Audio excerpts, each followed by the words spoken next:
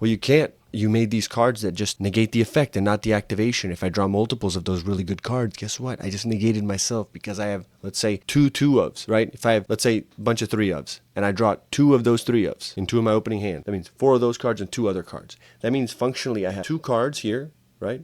And then another 2. I'm starting the game with 4 cards going second. Because you have to run those. They're good cards. You have to run them. But because the way certain negates are structured, they don't negate the actual activation. They negate the effect. And therefore, that card can't be used again. Back again.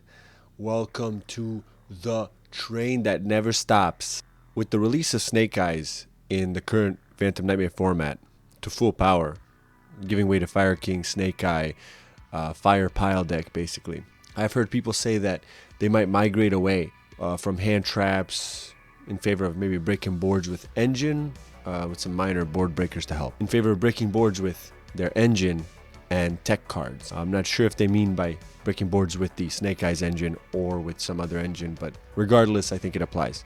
Regardless of what they mean, we can analyze here today. It got me thinking, I'm not sure if that's even viable or if some competitive YouTubers are just talking out of their ass. Because it hasn't been possible to go second in Yu-Gi-Oh! With engine in a long time. Aside from maybe tier format, going second in Yu-Gi-Oh! Has been nigh impossible if you don't have sick tech cards such as hand traps or board breakers in your main deck at a high quantity. It's been quite the slog, honestly. You have to open 2 hand traps / board breakers to have a chance, at a minimum. I'm not going to be doom and gloom here and complain that the game is broken, because we all know that it is. It's not special in that capacity. Every game that has new releases every so often is going to be. As the old adage says, if you want fairness and competition and being able to go second, play chess. If a deck is built correctly, big air quotes here, then you, for the most part, should not get FTK'd often enough going second. But the question here is, what is correct? Correct in Yu-Gi-Oh! Terms means analyzing your deck in a probability calculator and running enough tech cards, hand traps, board breakers, whatever, for the format, so that you can at least draw 1, 2, 3 in your opening hand going second, so that you can not die. For example, if you have a 40 card deck and you want to see a tech card drawn in your opening hand going second at a 95% rate, meaning almost every game, then you need to run about 15 tech cards, or about 38% of your entire deck. Bruh, what are we talking about? 38% of your deck. 38! That's almost half. Allocated just to tech cards to give you a chance to win going second. Not to like assure a win. Not that I'm saying assuring a win is good. I'm just saying to just give you a chance. That is the amount you need to run to draw 1. 95% of the time you'll see 1. You need to run 38% of your deck to be tech cards. But I just said earlier, you need to draw 2 to have a chance, most of the time. Well, then your odds plummet to 75% of the time.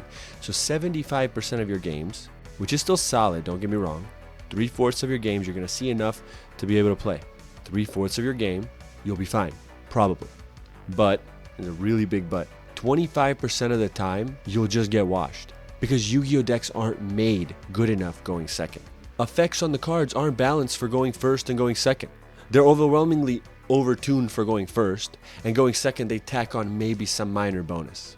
Konami has in recent years realized, hey, maybe we should throw on, a secondary effect for going second. So if your opponent controls a monster, if they've done an action, if they resolved a monster effect, blah blah blah on your turn, you're able to get a bonus effect. A good example would be Dogmatica Matrix, a card that says you can add a Dogmatica ritual monster or ritual spell, because it's a ritual deck, to your hand. But then, if your opponent controls a monster, you can also add another Dogmatica card. Basically, on activation, gives you 2 cards. This is probably the single best example in any deck of a great going second effect. It's boosted for going second, but it's still not enough. Here's the problem. Even though it's probably the best example of a card that is fair and going first and busted going second, literally the best card design you can get, the problem is if your opponent has played at all, these cards won't go off unless they say cannot be negated, right? Or interacted with. Your opponent if they have any kind of competent deck, will have negates, pops, whatever, destruction, negation, blah, blah, blah, ensuring these cards will never resolve. And so we're back at square one again. That one card, that one resource in your opening hand of 5 to 6 cards is just one card at the end of the day. And a negate invalidates. Doesn't matter how much print you have on that card saying this effect, this effect, this effect, unless you have here's an effect on the field, here's effect in the grave, here's effect that banished. Then you get multiple effects, and the fact that you can use them all at once. But then what would be the limiting factor going first, right? Because then you could still use those effects going first. Card goes to grave. You'd still be able to banish it and whatever, resolve all these effects. Konami is realizing this issue, and they're trying to make cards just with this type of card design, but they're too damn lazy to just actually deal with the problem as opposed to just deal with the symptoms. You need a murder list. You need to absolutely destroy pretty much every top deck in the game because they just generate too much advantage, have too much stuff going on. The games become non-games. Konami's way of dealing with the issue is dealing with the symptoms. Hey, I have a disease. Well, let's just give you this pill. Or maybe should I start working out, maybe eating healthier? No. You should just take this pill. It's the same concept. Hey, we can't deal with these boards. You guys are making just way too overtuned cards going first. Oh, here's droplets, Dark Ruler no more, Nib, whatever. Other blowout cards. But they're just a band-aid. As what follows is cards are made that negate that stuff. Like Angelica's Ring. And they can now negate Forbidden Droplets and Dark Ruler no more, even though those cards say you literally can't negate this thing. By monster effects at least. Nibiru, a card that was a blowout, when on release, people were like, man, this card is as good as Max C. Now it's just, oh, Nib's a thing. You need Nib and something else. Or she's like, I'll just play through that easy. One Nib, I'll play through it, or just negate it. Make a Baron for summons. They're making cards that stop the best cards in the game, like Droplets Ruler and Nibiru. Like, God help us. What are they going to think of next? And then another thing they do is they make monsters like the Purely Towers or the Raid Raptor monsters, which are completely unaffected, can't be interacted with, and so they just don't care about those cards anyway. Oh, Dark Ruler, Forbidden Droplets, Nib, I don't care about those cards. My guy's unaffected. He's just unaffected. You can't interact with him. Why is Masterpiece still banned? Raid Raptor can summon 3 towers in one turn. Well, in one turn, and then on your opponent's turn, they summon the 3rd one. You literally need a Sphere Mode. Maybe Boral Sword will come back. We merely band-aid one problem to introduce another. To return to the original point, the going second without tech cards and just using engine is impossible. How do you go into a 4 to 5 negate board with 6 cards? Well, that's why they made one card combos, because they're like, just use all your cards for negates, and then the one card will be the card that goes off. Well, you can't. So you made these cards that just negate the effect and not the activation. If I draw multiples of those really good cards, guess what? I just negated myself because I have, let's say, 2 2-ofs, right? If I have, let's say, a bunch of 3-ofs, and I draw 2 of those 3-ofs in 2 of my opening hand, that means 4 of those cards and 2 other cards. That means functionally I have 2 cards here, right? And another 2. I'm starting the game with 4 cards going second. Because you have to run those. They're good cards. You have to run them. But because the way certain negates are structured, they don't negate the actual activation. They negate the effect. Therefore, that card can't be used again. Retarded. This is the dilemma. Yu-Gi-Oh! Is at an impasse, and one that needs to be dealt with all seriousness. The problem of the game is becoming just a more ever-present threat. This problem. I genuinely propose Konami destroy all the top stuff on a ban list, floodgates, disgusting hand traps like Droll. I'm not even a combo player, I'm just saying. And design future archetypes with a few different design philosophies in mind. More xenophobic archetypes. Less uninteractable, unfun garbage.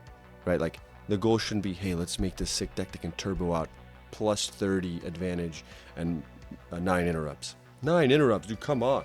Do I get 12 cards to deal with that? 9 interrupts. This is retarded. You can't deal with 9 interrupts. You need what? How many cards do you need to break through 9 interrupts? Make decks that have a power level about 70% going first and fully unlocked going second. But also stop making easy OTKs. Because with everything I've said here, if they were to implement some of these design philosophies, making decks more reasonable going first and making powerful going second decks, not that I'm saying then just every strategy in the future be, oh, I want to win the dice roll so I can go second, run blowouts, and then kill my opponent. No, I propose we even ban the blowouts. But OTKs aren't very fun, right? Because in today's game, The same problem with going second actually exists in going first. It's just first is such an advantage that it's not brought up. But if you don't draw perfectly going first, if you don't draw your combo and you brick, you're getting OTK'd 100%. There is no way you survive to turn 3, which is not just as stupid, but pretty bad in itself. A game of Yu-Gi-Oh!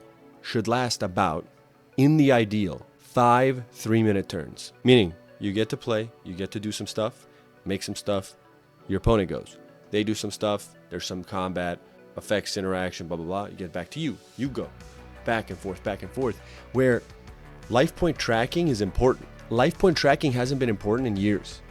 Because at the end of the day, even if you haven't been tracking your life points at all, you'll just OTK your opponent or they'll OTK you. You'll never have, before, I remember people would argue over life points. Because multiple turns had passed and people didn't know, was that last duel or was that this duel? Now it's just, bro, it's fine, whatever it is. I got 11,000 on board. Decks like fucking Trap Tricks can OTK. But at the end of the day, what do you guys think? Don't forget to tell me in the comments down below. I try to respond to everyone, even the haters. Yes, that's you. And if you're new, consider subscribing. And if you like this video, give it a like and check out other ones in the end card and this one. And good talking to you as always. See ya!